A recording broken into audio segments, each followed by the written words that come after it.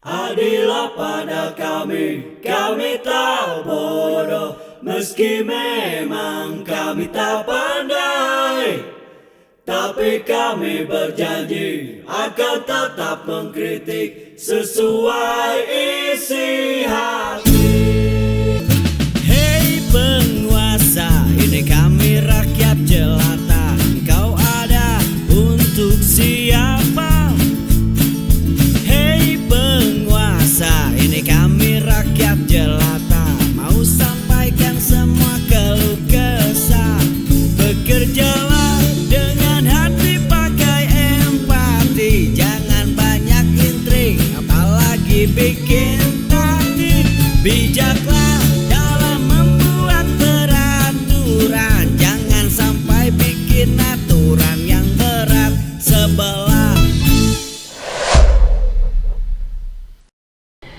Karena kita tahu bagaimana keras pendiriannya seorang Megawati, tentu akan sulit untuk dipertemukan dengan Jokowi, dan saya kira itu tidak soal ya. Yang terpenting harapan saya Didu mungkin mewakili sebagian besar rakyat kita bahwa Prabowo terlepas dari geng Solo. Lanjut ya, bahwa ternyata ini direspon oleh Rocky Gerung. Rocky Gerung menyatakan siap berdialog dengan Prabowo. Nah, ini kan tanda-tanda positif. Kalau kemarin kita lihat juga Rocky Gerung bersama Jumhur Hidayat dan Syahganda Nainggolan sudah bertemu dengan Sufmi Dasko, Don Dasko. Maka saya kira tidak akan lama lagi ada pertemuan dengan Prabowo Subianto. Kita dukung.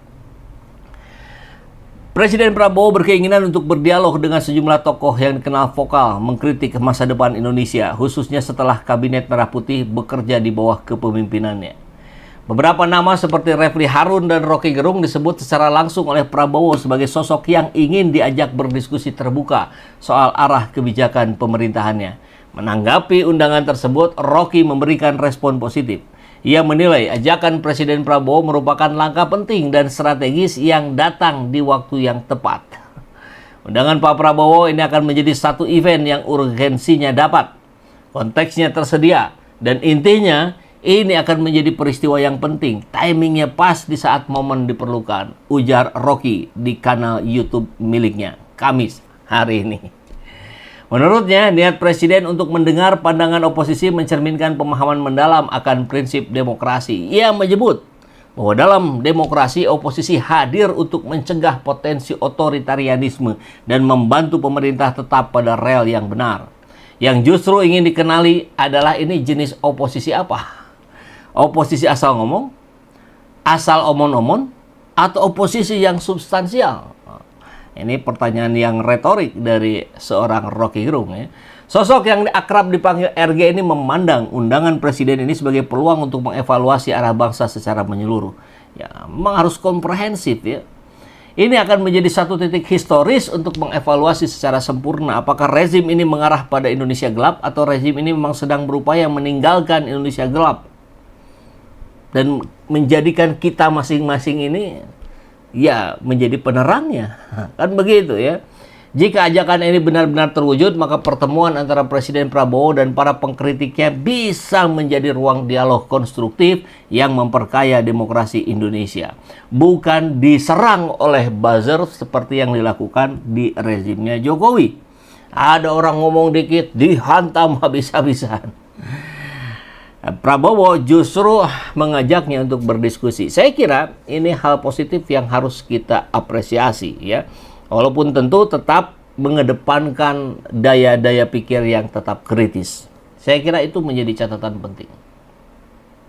Nah, apa yang kemudian didialogkan antara Prabowo dengan Megawati? Tentu kita tahu perbincangannya berjalan antara 1 sampai 1,5 jam. Karena ada satu berita yang mengabarkan 1 jam, ada berita lain juga yang mengabarkan 1,5 jam. Berarti ya anggaplah ambil rata-rata tengahnya begitu ya. 1 jam 15 menit misalkan. Nah, dan itu tertutup, tidak untuk konsumsi publik. Maka kalau tertutup barangkali kita bolehlah mereka-reka begitu yang disampaikan oleh Henry Satrio. Tapi ini ada kemungkinan bahwa Prabowo dan Megawati ini diduga memang juga membahas masalah Jokowi. Ada salah satu isu krusial yang diperbincangkan Prabowo dan Megawati ketika dua tokoh bangsa ini melakukan pertemuan di malam hari dan terkesan mendesak. Analis politik dari Paramadina, Henry Satrio, menduga salah satu isu krusial adalah dinamika hubungan antara Megawati dan Jokowi. Kelihatannya dealnya agak lama dipikirkan, terutama soal hubungan Ibu Mega dan Pak Jokowi. Mungkin Ibu Mega bilang, Pak Prabowo, urusan saya dengan Pak Jokowi itu urusan saya. Dan Pak Prabowo setuju soal berapa menteri yang masuk kabinet dan jabatan lain kita lihat nanti. Pria yang akrab disapa Hensat ini juga memprediksi bahwa pertemuan selanjutnya atau pertemuan lanjutnya termasuk akan ada keterlibatan dari Jokowi dalam dinamika ini. Saya yakin Pak Jokowi sudah tahu, buktinya dia mengomentari ini bagus. Tapi kita harus ingat, ya, gaya Pak Jokowi ini kan sen kiri belok kanan, sen kanan belok kiri. Jadi kalau mengatakan bagus bisa jadi ini bahaya dengan tanda seru 3. Nah, kita lihat juga bahwa di balik pertemuan itu, selain membahas masalah Jokowi, sangat mungkin juga membahas deal-deal untuk reshuffle. Ya, masih dari Hensat yang menduga bahwa ini bukan sekedar silaturahim biasa, tapi membahas sejumlah kesepakatan strategis. Kalau mereka-reka bolehlah katanya ya. Deal ya reshuffle, sangat mungkin kader PDIP akan masuk ke kabinetnya Pak Prabowo.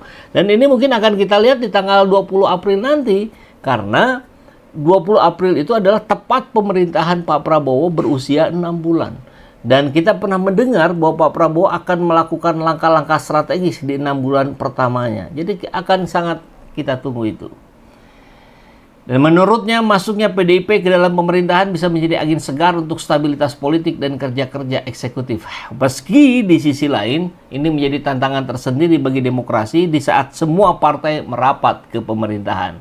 Kalau menurut saya bagus buat pemerintah, tapi buat demokrasi ya ini challenge bagus. Jadi selalu sudut pandangnya optimis nih Hensat. Kalau semuanya masuk kan masyarakat sipil harus benar-benar mengandalkan DPR bila ingin mengkritisi pemerintah. Founder lembaga survei Kedai Kopi ini menekankan pentingnya fungsi DPR dalam menyerap dan menyuarakan aspirasi publik sebagai penyeimbang kekuasaan. Kan DPR ada fungsi menerima aspirasi. Nah itu yang kita andalkan. Tegas Henry. Selain kemungkinan reshuffle dan masuknya kader PDIP juga menyebut salah satu bentuk kesepakatan lainnya. Deal lainnya mungkin Pak Prabowo akan hadir di acara kongresnya PDIP Perjuangan. Nah, PDI Perjuangan maksudnya ya. Itu akan diselenggarakan dalam waktu tidak lama lagi saya kira. Dalam 1-2 bulan ke depan ya. Kalau tidak salah begitu. Nah, sehingga kalau ini berhasil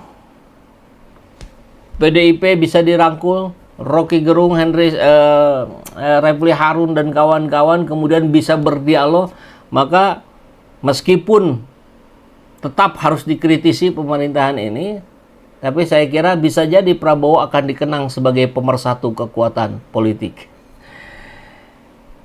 Ya, ini juga disampaikan oleh Direktur Eksekutif Sentra Politika Subiran Paridamos, yang menilai langkah Prabowo bisa memberikan teladan politik yang baik usai bertemu Megawati. Pertemuan itu bisa mendorong persatuan elit, kepercayaan publik, stabilitas politik, dan teladan kedewasaan politik. Walaupun kunjungan kedua tokoh ini dalam rangka silaturahim Idul Fitri, Biran memandang Prabowo berupaya merangkul semua kekuatan politik untuk bersatu membangun bangsa dan negara. Saya kira ini sudah dilakukan sejak awal memang ya.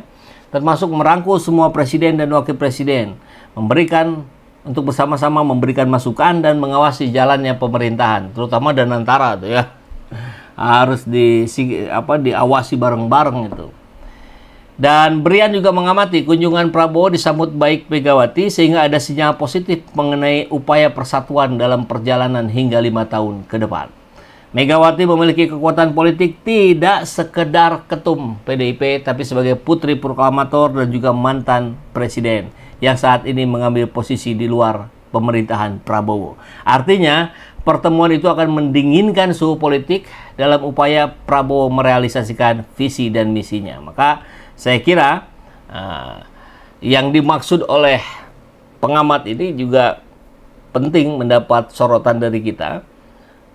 Maka kita akan mendapatkan presiden yang bisa menyatukan berbagai elemen kekuatan politik tanpa harus memaksakan juga masuk ke dalam kabinet. Masuk atau tidak masuknya PDIP, saya kira itu sama baiknya. Ya. Para pengamat, para tokoh dan media juga menilai yang terpenting adalah adanya persepsi yang sama. Ya. Kalau persepsinya sudah sama, kesananya enak gitu. Karena tidak ada kerjasama tanpa kesamaan persepsi. Jadi fungsi oposisi nanti akan mengawasi. Kalau PDIP memilih untuk oposisi, maka para tokoh-tokoh kritis akan membersamai PDIP. Dan sebaliknya, kalau PDIP masuk, maka kita akan juga perkuat bagaimana peran DPR. Bagaimana cara menguatkannya? Kita ingetin terus aja di media sosial, ya, oleh media-media dan oleh seluruh netizen Indonesia.